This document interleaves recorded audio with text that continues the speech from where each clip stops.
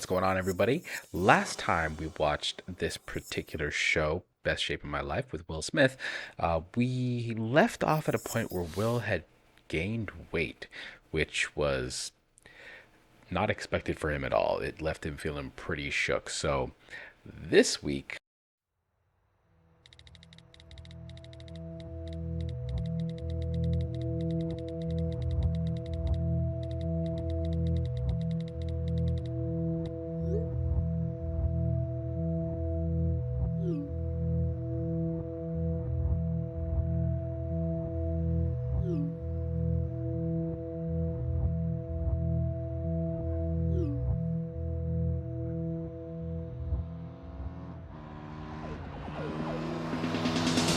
so it looks like things are probably going to be pretty challenging in this episode too. So I'm looking forward to seeing exactly where things go from here.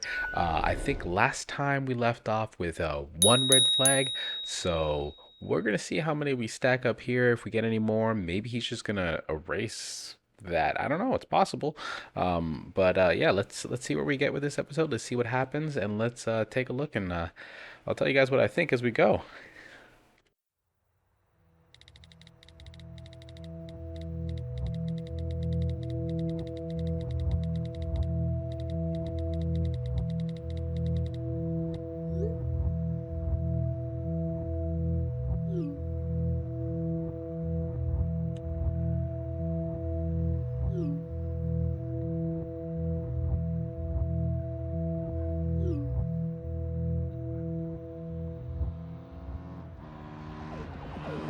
Okay. So, right off the bat, more pressure from this book. I'm not going to call it a red flag, but it's definitely going to be a sign of trouble to come. That's crazy. As far as the weight loss is concerned, it's all on point. It's all going well. It's the way to go work out. We are tracking around about a pound a week. So he's in a great frame of mind at the moment, and I think he's really enjoying it. This is fantastic.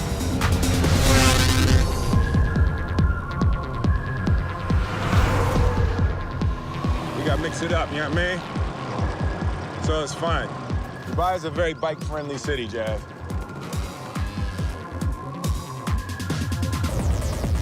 Will has the classic work hard, play hard mindset.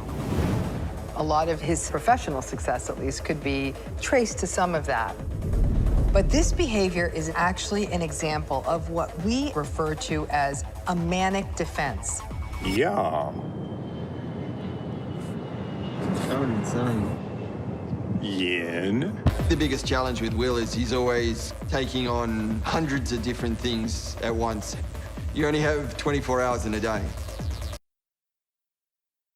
That right there is exactly what I was talking about in the first video. He does not strike me as a man who takes on one or two tasks at a time. He strikes me as the kind of guy who takes on a lot all at once, which is not going to serve well when he's under a great deal of stress and has weight to lose, and especially as he comes down to like the final couple pounds. Oftentimes when you have a weight loss journey, the last little bits where things get really rough, because you've reduced your calories to a certain point, yes, but metabolically speaking, you've basically caught up to that point. So everything that you're doing at that point is just like chip damage that you're trying to put onto the charts up to that point, and it gets really draining and difficult because I mean, the only real way to continue seeing weight loss at the same rate you were seeing it before is to just crank things up and go even harder so that the gap relatively speaking between the caloric input and output that you had from before is pretty much the same. And that can be challenging, depending on where you start, depending on where you end up.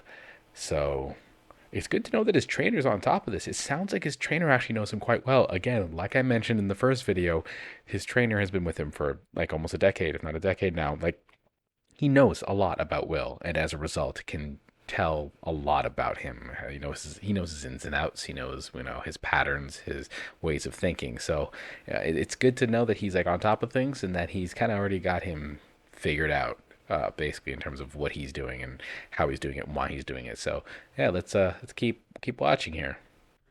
So you plan on getting in the best shape The of best your shape life? of my life at 52.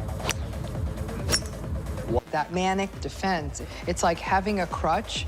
And I think he almost needs to be set up into impossible tasks to be able to push himself to excellence.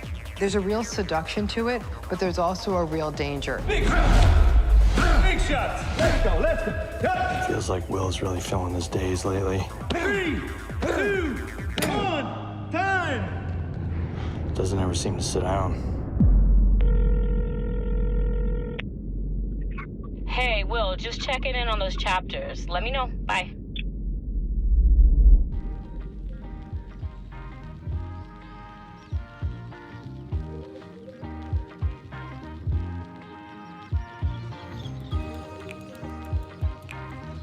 I don't know how y'all don't know what it is by now.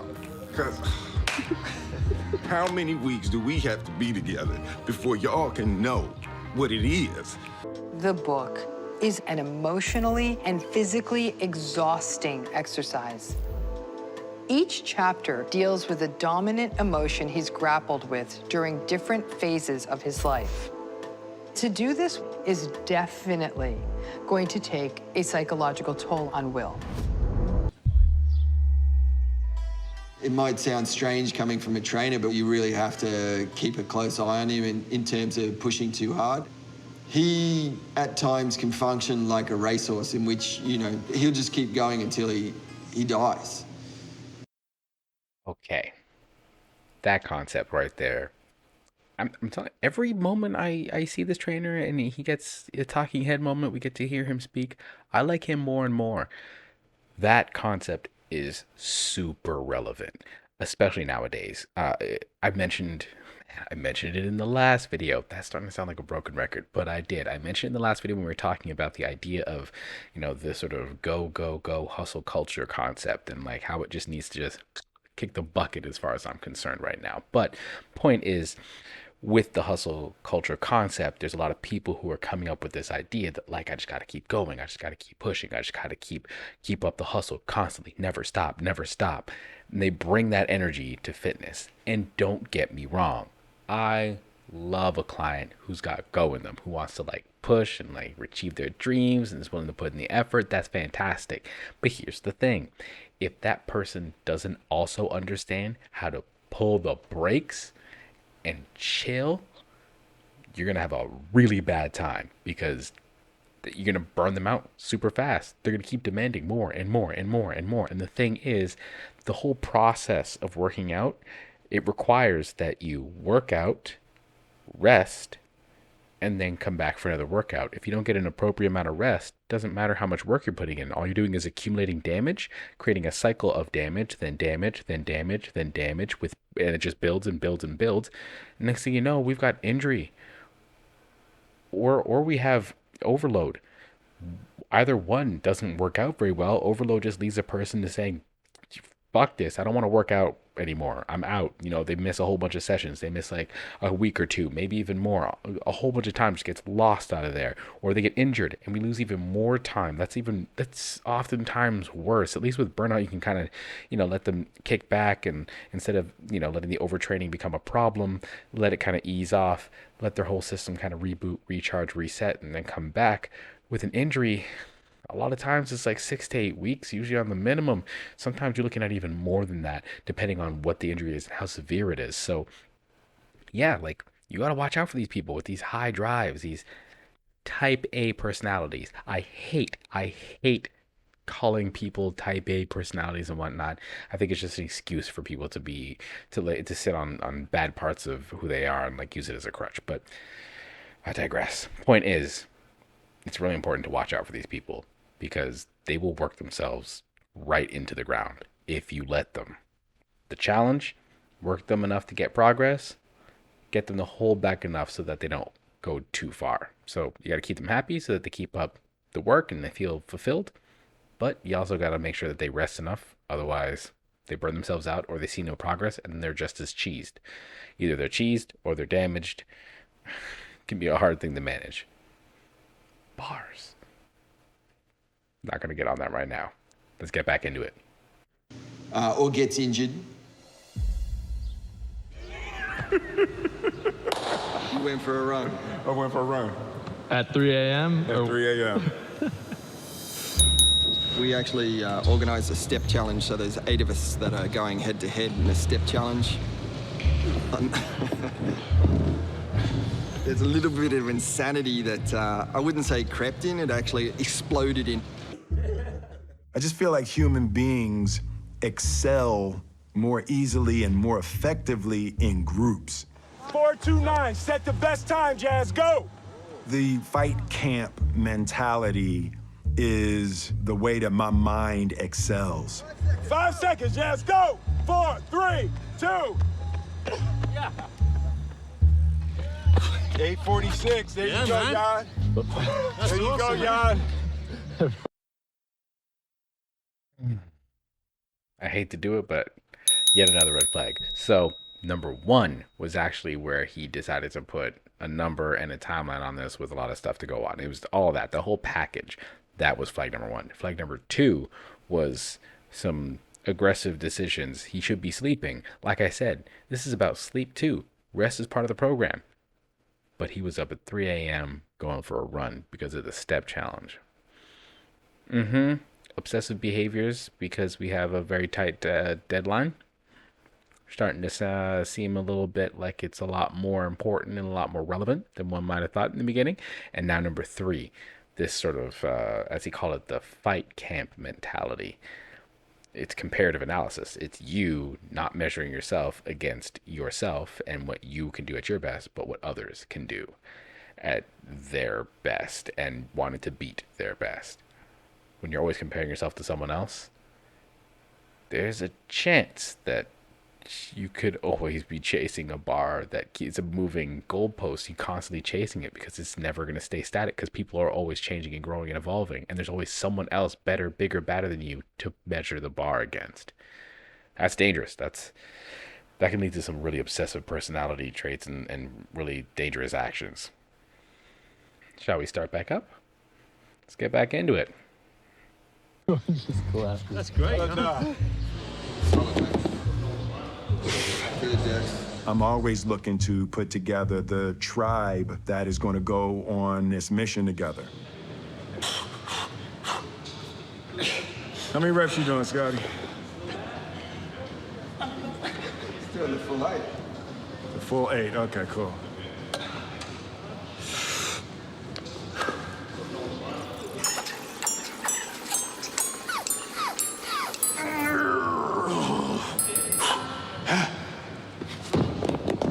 Almost went for the 10. 9, that was 9. Will got over 30,000 steps, I think 32, 33. Just to put that in perspective, I ran a marathon with less steps than what he did yesterday. I'm gonna get as close to death as I can tonight on the treadmill.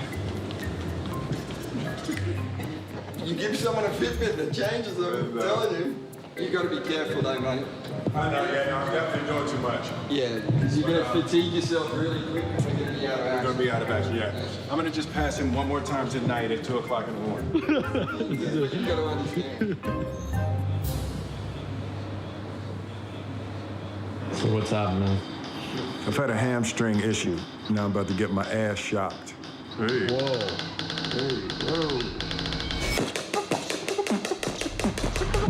Will, how was rehab? Well, I can't run in the morning, and I talked all that crap, and then I don't get to trade tomorrow. But it's 24 hours, so I'll run tomorrow night.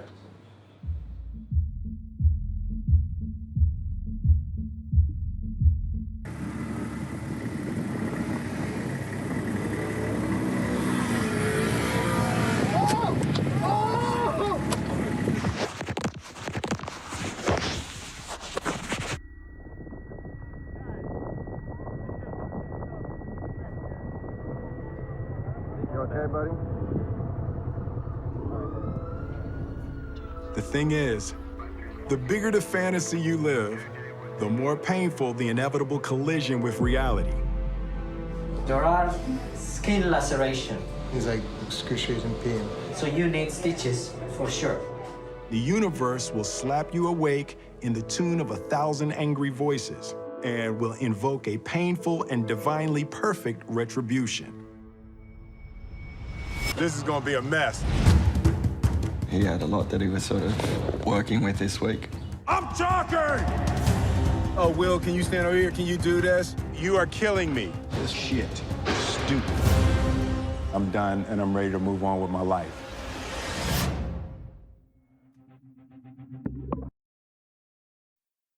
All right, well, that comes to the brings us to the end of episode 2. I blew the book deal. I think that's the name of this episode. So what have we learned? I'd say in this one, we definitely learned that there are indeed consequences to, 1, overloading your schedule and putting too much on your plate. 2, putting in too much work and not giving yourself enough time to recover and rest. And yeah, I'd say those are the major lessons of this. And yeah, it's a great reminder, I think, to all of us out there. Like we always see people on these go-getter tracks with this go-getter energy, and we never see any consequences from it. When, I mean, there has to be. The bill has to come due at some point in time, and especially in the world of exercise and fitness, go is not the way to do it. You have to know when to stop, and stop is necessary. A go and then stop is necessary. You kind of have to manage both those things simultaneously. If you don't manage those things simultaneously, you run into injuries, which set you back even longer. And I think Will's step challenge is a fantastic example of that.